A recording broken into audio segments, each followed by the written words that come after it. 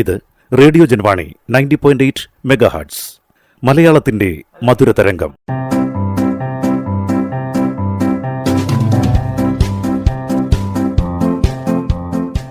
ഇപ്പോൾ വാരാന്ത്യ ലോക വൃത്താന്തം കേൾക്കാം. പ്രൊഫസർ ജെ ജേക്കബ് അവതരിപ്പിക്കുന്നു.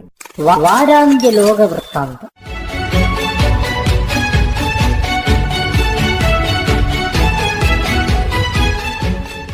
എല്ലാ മാന്യ ശ്രോതാക്കൾക്കും ലോകവൃത്താന്തത്തിലേക്ക് സ്വാഗതം. ബ്രിക്സ് രാജ്യങ്ങളുമായുള്ള വ്യാപാരം പൂർണ്ണമായും രൂപയിലാക്കാൻ ഭാരത സർക്കാർ തീരുമാനിച്ചു. റഷ്യയും ചൈനയുമായുള്ള വ്യാപാരം മാത്രമാണ് ഇപ്പോൾ നമ്മുടെ നാണയത്തിൽ നടക്കുന്നത്. പുതിയ തീരുമാനം നടപ്പിലാകുന്നതോടെ ബ്രിക്സ് കൂട്ടായ്മയിലെ എല്ലാ രാജ്യങ്ങളും ഡോളർ ഉപേക്ഷിച്ച് രൂപയിൽ വ്യാപാരം നടത്തും എന്നാണ് പ്രതീക്ഷിക്കുന്നത്. ഈ രീതിയിൽ വ്യാപാരം നടത്തുവാൻ മറ്റു വിദേശ രാജ്യങ്ങളെയും ക്ഷണിച്ചിട്ടുണ്ട്. ഇതിനാവശ്യമായ അക്കൗണ്ടുകൾ തുടങ്ങാൻ റിസർവ് ബാങ്ക് കഴിഞ്ഞ ദിവസം ഇന്ത്യയിലെ ബാങ്കുകൾക്ക് അനുമതി നൽകി. വിദേശ രാജ്യങ്ങളുമായിട്ടുള്ള വ്യാപാരം ഒട്ടുമിക്ക രാജ്യങ്ങളും ഡോളറിലാണ് ഇപ്പോൾ നടത്തുന്നത്. ഡോളർ ഉപേക്ഷിച്ച് മറ്റൊരു നാണയത്തിൽ വ്യാപാരം നടത്തുന്ന രാജ്യങ്ങളെ സാമ്പത്തികമായി തകർക്കും എന്നാണ് ട്രംപിൻ്റെ ഭീഷണി. ഇന്ത്യക്ക് രൂപ സ്വന്തം നാണയമാണ്. അമേരിക്ക ഡോളറിന് അനുകൂലമായ നിലപാട് സ്വീകരിക്കുന്നത് പോലെയാണ് ഇന്ത്യ രൂപയ്ക്ക് അനുകൂലമായ നിലപാട് സ്വീകരിക്കുന്നത്. കൂടുതൽ രാജ്യങ്ങൾ ഡോളർ ഉപേക്ഷിച്ചാൽ അത് ട്രംപിന് വലിയ തിരിച്ചടിയാകും.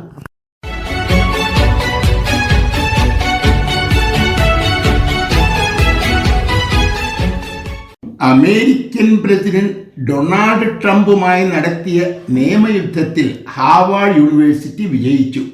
യഹൂദന്മാർക്കെതിരായി ക്യാമ്പസിൽ നടക്കുന്ന പ്രകടനങ്ങൾ നിരോധിക്കണം എന്ന് ട്രംപ് ഭരണകൂടം നേരത്തെ സർവകലാശാല അധികൃതർക്ക് നിർദ്ദേശം നൽകിയിരുന്നു. യഹൂദവിരുദ്ധ പ്രവർത്തനങ്ങളുമായി ബന്ധപ്പെട്ട വിദ്യാർത്ഥികളെ പുറത്താക്കാനും ഫെഡറൽ ഗവൺമെന്റ് ആവശ്യപ്പെട്ടിരുന്നു. എന്നാൽ ഈ നിർദ്ദേശങ്ങൾ നടപ്പിലാക്കാൻ സർവകലാശാല തയ്യാറായില്ല. ഇതേ തുടർന്ന് സർവകലാശാലയ്ക്ക് നൽകുന്ന സാമ്പത്തിക സഹായം ഫെഡറൽ ഗവൺമെന്റ് തടഞ്ഞുവെച്ചു. ഇതിനെതിരെയാണ് സർവകലാശാല കോടതിയെ സമീപിച്ചത്. യഹൂദ വിരുദ്ധതയോ അതുമായി ബന്ധപ്പെട്ട പ്രവർത്തനങ്ങളോ ഗവേഷണം പോലെയുള്ള അക്കാദമിക് കാര്യങ്ങളെ ഒരു തരത്തിലും ബാധിക്കുന്നില്ല എന്നാണ് സർവകലാശാല വാദിച്ചത്. ഈ വാദം അംഗീകരിച്ച് ഫണ്ട് നിരോധനം പിൻവലിക്കാൻ കോടതി നിർദ്ദേശിച്ചു. രാഷ്ട്രീയ താൽപ്പര്യങ്ങളെ പരിപോഷിപ്പിക്കാനായി ഉന്നത വിദ്യാഭ്യാസ സ്ഥാപനങ്ങളെ ദുരുപയോഗം ചെയ്യുന്ന ഭരണാധികാരികൾ അക്കാദമിക് താൽപ്പര്യങ്ങളെ ബലികഴിക്കുന്നു.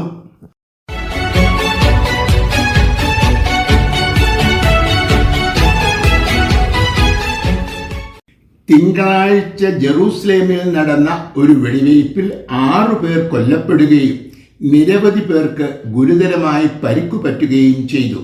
വലിയ തിരക്കുള്ള ഒരു ബസ് സ്റ്റാൻഡിൽ നിന്നവർക്കെതിരെ ആക്രമികൾ നിറയൊഴിക്കുകയായിരുന്നു.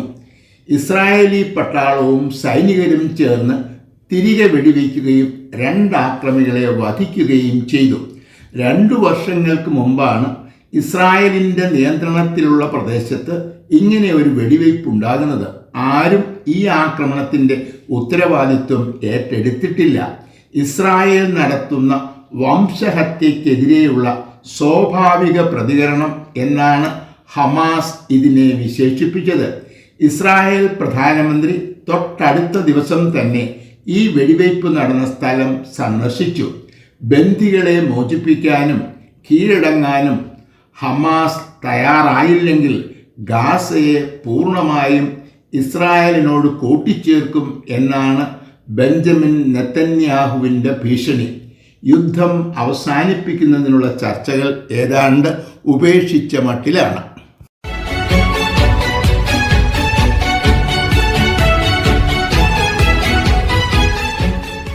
അറ്റ്ലാന്റയിൽ പ്രവർത്തിക്കുന്ന ഹുണ്ടായി കാർ നിർമ്മാണ കേന്ദ്രത്തിൽ നിന്നും 450 തൊഴിലാളികളെ പോലീസ് കസ്റ്റഡിയിലെടുത്തു.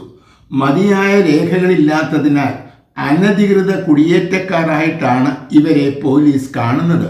കസ്റ്റഡിയിൽ എടുത്തവരിൽ 300 പേരെങ്കിലും ദക്ഷിണ കൊറിയയിൽ നിന്നുള്ളവരാണ്. വലിയ മുതൽ മുടക്കിയാണ് ദക്ഷിണ കൊറിയൻ കാർ നിർമ്മാണ കമ്പനിയായ ഹുണ്ടായി അമേരിക്കയിൽ ഈ ഫാക്ടറി തുടങ്ങിയത്. ഭീകരന്മാരെ പോലെ കൈകളിലും കാലുകളിലും വിലങ്ങിട്ടാണ് കസ്റ്റഡിയിലെടുത്തവരെ ജയിലിലേക്ക് കൊണ്ടുപോയത്. ഇതിൻ്റെ ദൃശ്യങ്ങൾ സമൂഹ മാധ്യമങ്ങളിലൂടെ പങ്കുവയ്ക്കുകയും ചെയ്തു. അമേരിക്കയുടെ ഏറ്റവും അടുത്ത വ്യാപാര പങ്കാളിയാണ് ദക്ഷിണ കൊറിയ. എന്നിട്ടും സമൂഹ മാധ്യമങ്ങളിലൂടെ കൊറിയക്കാരെ അധിക്ഷേപിച്ചതിനെതിരെ വ്യാപകമായ പ്രതിഷേധം ഉണ്ടായിട്ടുണ്ട്. ഇതേ തുടർന്ന് ഈ വിഷയം പരിശോധിക്കാമെന്ന് പ്രസിഡന്റ് ഡൊണാൾഡ് ട്രംപ് ഉറപ്പു നൽകി. വിദേശ കാർ നിർമ്മാണ കമ്പനികൾ അമേരിക്കക്കാർക്ക് കൂടി തൊഴിൽ നൽകണമെന്നും അമേരിക്കയുടെ കുടിയേറ്റ നിയമങ്ങൾ അനുസരിക്കണമെന്നും പ്രസിഡന്റ് ആവശ്യപ്പെട്ടു.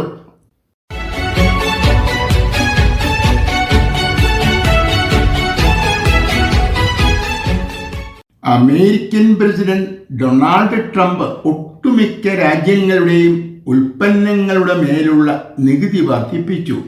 എന്നാൽ ഈ നികുതി വർധനവ് നടപ്പിലാക്കാൻ കഴിയില്ല എന്നാണ് ട്രഷറി സെക്രട്ടറി ബെസൻ പ്രതികരിച്ചത്. നികുതി വർദ്ധിപ്പിക്കാനുള്ള അധികാരം കോൺഗ്രസിനാണെന്നും ഇപ്പോൾ ഏർപ്പെടുത്തിയ നികുതികൾ പിൻവലിക്കേണ്ടി വരും എന്നുമാണ് ട്രഷറി സെക്രട്ടറി ബെസന്റിൻ്റെ വിലയിരുത്തൽ. താരിഫ് വർധനവ് ഭരണഘടനാ വിരുദ്ധമാണെന്ന് നേരത്തെ ഫെഡറൽ കോടതി കണ്ടെത്തിയിരുന്നു.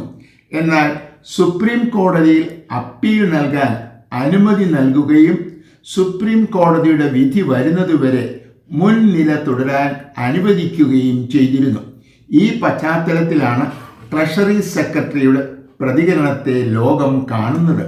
ആഗോള സാമ്പത്തിക വ്യവസ്ഥിതിയിൽ ദൂരവ്യാപകമായ പ്രത്യാഘാതങ്ങളാണ് തൻ്റെ പകരച്ചുങ്കം സൃഷ്ടിച്ചതെന്ന് ട്രംപ് ഇപ്പോഴും തിരിച്ചറിയുന്നില്ല.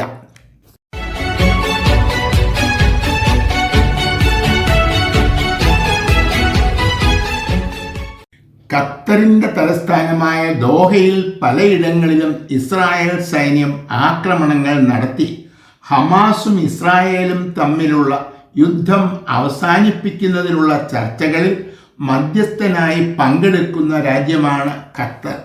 ഈജിപ്തും അമേരിക്കയുമാണ് മറ്റു മധ്യസ്ഥന്മാർ. ഇസ്രായേലുമായി ഒരു ശത്രുതയുമില്ലാത്ത നിഷ്പക്ഷത പുലർത്തുന്ന ഖത്തറിനെ ഇസ്രായേൽ ആക്രമിക്കുമെന്ന് ആരും തന്നെ പ്രതീക്ഷിച്ചിരുന്നില്ല. ഈ ആക്രമണത്തിൻ്റെ ഉത്തരവാദിത്വം ഇസ്രായേൽ ഏറ്റെടുത്തിട്ടുണ്ട്. ഹമാസിൻ്റെ പ്രധാനപ്പെട്ട നേതാക്കന്മാർ താമസിക്കുന്ന കെട്ടിടങ്ങളെയാണ് ആക്രമിച്ചതെന്നാണ് ഇസ്രായേലിൻ്റെ വിശദീകരണം. ഹമാസിൻ്റെ പ്രധാനപ്പെട്ട നേതാക്കന്മാരെ വധിച്ചു എന്നാണ് അവകാശവാദം. എന്നാൽ തങ്ങൾ ആക്രമണത്തെ അതിജീവിച്ചു എന്നാണ് ഹമാസ് പ്രതികരിച്ചത്. അന്താരാഷ്ട്ര നിയമങ്ങളും കീഴ്വഴക്കങ്ങളും ലംഘിച്ചുകൊണ്ട് നടത്തിയ സൈനിക നടപടിയെ ഐക്യരാഷ്ട്രസഭ സെക്രട്ടറി ജനറൽ അപലപിച്ചു.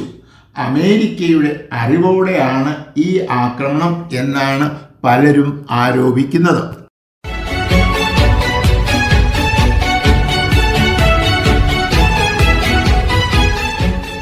വ്യോമാതിർത്തി ലംഘിച്ച റഷ്യയുടെ ഡ്രോണുകളെ പോളണ്ട് വെടിവെച്ചിട്ടു. റഷ്യക്കെതിരെയുള്ള നടപടിയിൽ ഇറ്റലി, ജർമ്മനി തുടങ്ങിയ നാറ്റോയിലെ അംഗങ്ങളും പോളണ്ടിനോടൊപ്പം ചേർന്നു. 3 വർഷങ്ങൾക്ക് മുമ്പ് നാറ്റോയിൽ അംഗമാകാൻ ശ്രമിച്ചതിനെ തുടർന്നാണ് ഉക്രൈനിനെ റഷ്യ ആക്രമിച്ചത്. 3 വർഷമായി യുദ്ധം തുടരുകയാണെങ്കിലും ഉക്രൈനിൻ്റെ അതിർത്തിയിലുള്ള നാറ്റോയിലെ അംഗരാജ്യങ്ങളിലേക്ക് യുദ്ധം വ്യാപിക്കാതിരിക്കുവാൻ റഷ്യ ജാഗ്രത പാലിച്ചിരുന്നു.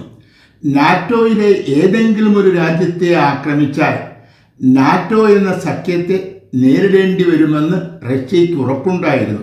തന്മൂലം നാറ്റോയിലെ അംഗമായ പോളണ്ടിനെ ആക്രമിച്ചത് വലിയ ഒരു യുദ്ധത്തിന് വഴി തുറക്കും എന്നാണ് പലരും ഭയപ്പെടുന്നത്. യൂറോപ്പിൻ്റെ സുരക്ഷ ഉറപ്പുവരുത്താനാണ് നാറ്റോ എന്ന സൈനിക സഖ്യം രൂപീകരിച്ചത്. യൂറോപ്പിൻ്റെ സുരക്ഷയുടെ ഉത്തരവാദിത്വം യൂറോപ്പ് തന്നെ ഏറ്റെടുക്കണം എന്ന നിലപാടുകാരനാണ് ഇപ്പോഴത്തെ അമേരിക്കൻ പ്രസിഡന്റ്. റഷ്യക്കെതിരെ നടത്തിയ നാറ്റോയുടെ പ്രത്യാക്രമണത്തെ ഡൊണാൾഡ് ട്രംപ് സ്വാഗതം ചെയ്തിട്ടുണ്ട്.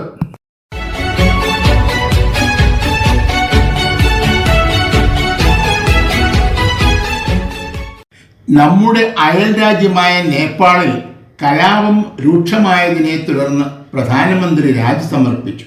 പുതിയ ഗവൺമെന്റ് രൂപീകരിക്കുന്നതുവരെ കാവൽ പ്രധാനമന്ത്രിയായി തുടരാൻ പ്രസിഡന്റ് അഭ്യർത്ഥിച്ചു എന്നാണ് റിപ്പോർട്ട്. എന്നാൽ പ്രധാനമന്ത്രിയെ കണ്ടെത്താൻ കഴിയുന്നില്ല എന്ന വിവരമാണ് ലഭിക്കുന്നത്. സമൂഹ മാധ്യമങ്ങൾക്ക് വിലക്കേർപ്പെടുത്തിയതിനെതിരെ യുവാക്കൾ ആരംഭിച്ച പ്രതിഷേധ പ്രകടനങ്ങളാണ് വലിയ ജനകീയ കലാപമായി വളർന്നത്. കലാപകാരികൾ പാർലമെന്റ് മന്ദിരം, സർക്കാർ ഓഫീസുകൾ തുടങ്ങിയവയ്ക്കെതിരെ നടത്തിയ ആക്രമണത്തിൽ വലിയ നാശനഷ്ടങ്ങൾ ഉണ്ടായി. സൈന്യം ഇടപെട്ടതിനെ തുടർന്ന് സ്ഥിതിഗതികൾ ശാന്തമായിട്ടുണ്ട്. ഇടക്കാല ഗവൺമെന്റ് രൂപീകരിക്കാനുള്ള ശ്രമങ്ങൾ പുരോഗമിക്കുന്നു. കലാപത്തിന് ഒരു നേതാവോ ഒരു സംഘടനയോ ഇല്ല. തന്മൂലം കൂടിയാലോചനകൾ നടത്തുന്നതും അധികാരം കൈമാറുന്നതും വലിയ ഒരു പ്രതിസന്ധിയായി തുടരുന്നു എന്നാണ് റിപ്പോർട്ടുകൾ സൂചിപ്പിക്കുന്നത്.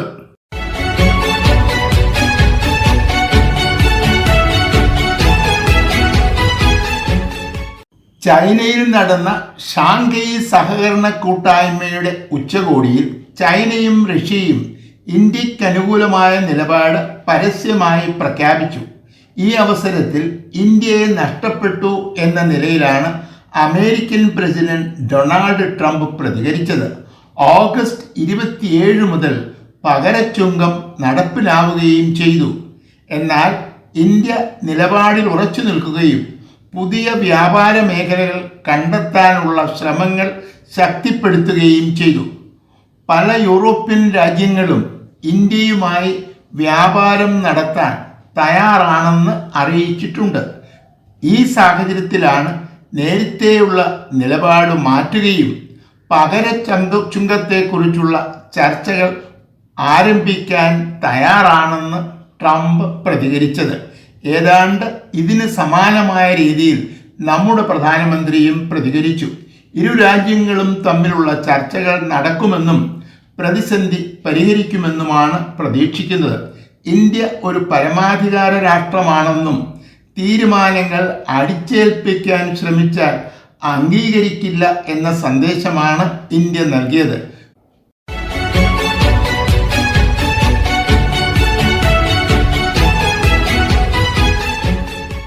ജപ്പാനും അമേരിക്കയും ചേർന്ന് നടത്തുന്ന സൈനിക പരിശീലന പരിപാടികൾ ആരംഭിച്ചു. ചൈനയും അമേരിക്കയും തമ്മിൽ ചർച്ചകൾ നടത്തിയതിന് തൊട്ടു പിന്നാലെയാണ് സൈനിക പരിശീലന പരിപാടിയെക്കുറിച്ചുള്ള അറിയിപ്പ് വന്നത്. സുതാര്യവും സൃഷ്ടിപരവും എന്നാണ് ചർച്ചകളെ ചൈന വിശേഷിപ്പിച്ചത്. വ്യാപാരം, പ്രതിരോധം തുടങ്ങിയ മേഖലകളിൽ ഇരു രാജ്യങ്ങളും തമ്മിൽ നിരവധി തർക്കങ്ങൾ ഉണ്ട്. സൈനിക പരിശീലന പരിപാടികൾ തങ്ങളുടെ സുരക്ഷയ്ക്ക് ഭീഷണിയാണ് എന്നാണ് ചൈന ആരോപിക്കുന്നത്. പരിശീലനത്തിൻ്റെ മറവിൽ നിരവധി ആധുനിക യുദ്ധോപകരണങ്ങൾ അമേരിക്ക ജപ്പാനിൽ സ്ഥാപിച്ചിട്ടുണ്ട്. എന്നാൽ പസഫിക് സമുദ്രത്തിൽ അമേരിക്കയുടെ താൽപ്പര്യങ്ങൾ സംരക്ഷിക്കുക മാത്രമാണ് തങ്ങളുടെ ലക്ഷ്യം എന്നാണ് പ്രതിരോധ സെക്രട്ടറിയുടെ പ്രതികരണം. സെപ്റ്റംബർ 3 ചൈനയെ നടത്തിയ സൈനിക പരേഡിനെ തുടർന്നാണ് അമേരിക്കയുടെ നീക്കം എന്നാണ് പൊതുവെയുള്ള വിലയിരുത്തൽ. പരേഡിൽ പ്രദർശിപ്പിച്ച ആയുധങ്ങളും പുടിൻ, കിം ജോങ് ഉൻ തുടങ്ങിയവരുടെ സാന്നിധ്യവും വലിയ ഭീഷണിയായിട്ടാണ് അമേരിക്ക കാണുന്നത്. വാരാന്ത്യ ലോക വൃത്താന്തം.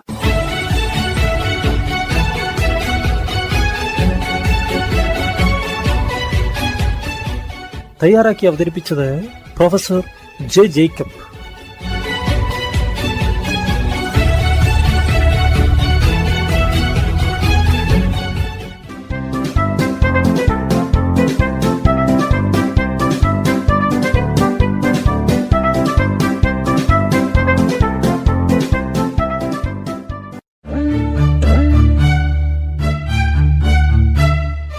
നിങ്ങൾ കേട്ടുകൊണ്ടിരിക്കുന്നത് ജൻവാണി 90.8 കമ്മ്യൂണിറ്റി FM.